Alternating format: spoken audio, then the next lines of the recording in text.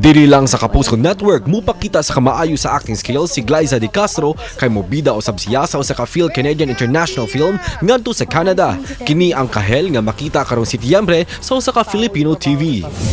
Excited nga ginunsyo ni Direk Mark Reyes sa Voltes 5 Legacy nga adunay bag-ong karakter nga ang iatangan matag gabi.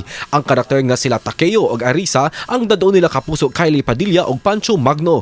Usa sa mga excited silang pagsud sa istorya si Little John nga gidalaan ni Rafael Landicho.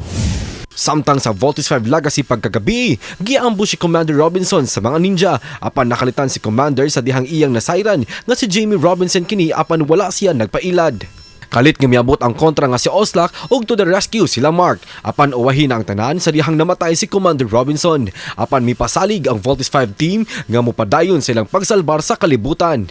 Dungan tang sundan ang mga nagkanindot nga mga istorya pagkahuman sa 24 oras.